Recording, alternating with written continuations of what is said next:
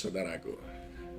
Suatu kali Paulus menulis surat sebagaimana dicatat di dalam 1 Korintus pasal yang ke-6. Itu adalah surat yang dikirimkan kepada jemaat di Korintus karena Paulus begitu prihatin dengan cara hidup mereka. Di mana-mana terjadi kenajisan, percabulan, di mana-mana ada dosa yang menerpa semua orang percaya. Itu sebabnya dia menulis dengan sangat keras, saudaraku. Dia berkata, kamu semuanya terlalu cabul. Kamu harus tahu. Ayat 15 dia katakan, kamu adalah anggota Kristus. Dan ayat yang ke-19 dia berkata, tubuhmu adalah bait Roh Kudus. Apa maknanya ini, saudaraku? Ketika Paulus berkata di dalam ayat yang ke-15, tidak tahukah kamu bahwa tubuhmu adalah anggota Kristus? Paulus ingin memberitahu kepada kita ini anggota. Kristus adalah pemimpin, dia adalah komandan. Mestinya kita mentaati apa yang dia perintahkan. Kita ini adalah anggota, mestinya kita senantiasa seirama dengan dia. Hati kita selaras dengan hatinya. Pikiran Kristus itu yang kita pikirkan. Hari-hari ini kita banyak melihat kekristenan menjadi sedemikian hambar, saudaraku. Sejatinya kalau kita mengatakan kita orang Kristen, maka pikiran, perasaan, dan kehendak kita selaras dengan pikiran dan perasaan kehendak Kristus. Yang ketiga, sebagai anggota, mestinya kita mendahulukan kewajiban dibandingkan dengan hak. Bagaimana? Apakah saudara lebih banyak berbicara tentang apa yang mestinya saudara lakukan terhadap Tuhan, atau saudara lebih banyak membahas tentang apa yang mestinya Tuhan lakukan dalam hidup saudara? Sebagai anggota, kita mestinya melakukan kewajiban kita terlebih dahulu, baru kita meminta hak kita, meminta Tuhan memberkati kita.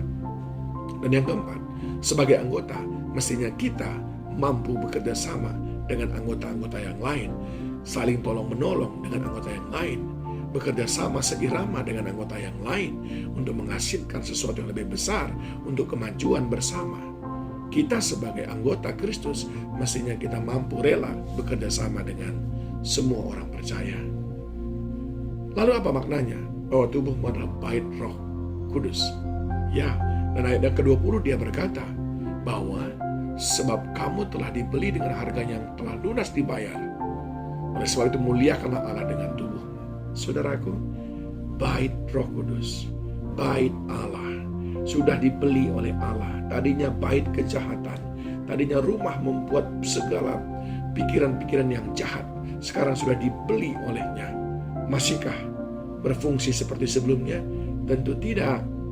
Ketika tubuh ini sudah dibeli olehnya dan dijadikannya tempat kediamannya, maka mestinya apa yang terjadi di sini, saudaraku? Di dalam tempat ini, di sini mestinya ada pujian penyembahan, ada ibadah. Kalau saudara adalah bait Allah, bait Roh Kudus, mestinya saudara adalah orang yang suka memuji menyembah Tuhan, orang yang suka beribadah kepadanya.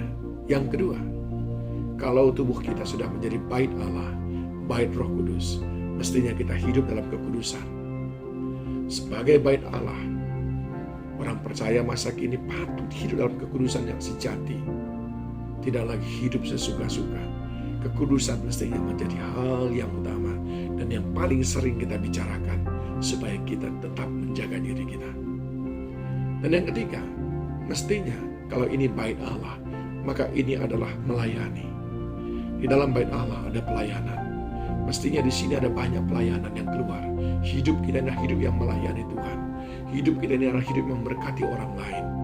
Itu adalah bait Allah, saudaraku.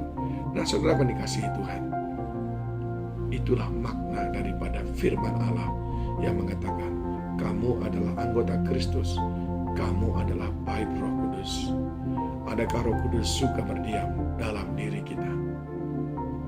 Di dalam Galatia 5 ayat 24 dikatakan, barang siapa menjadi milik Kristus Yesus, ia telah menyalibkan daging dengan segala hawa nafsu dan keinginannya, supaya kita boleh menjadi bait Allah.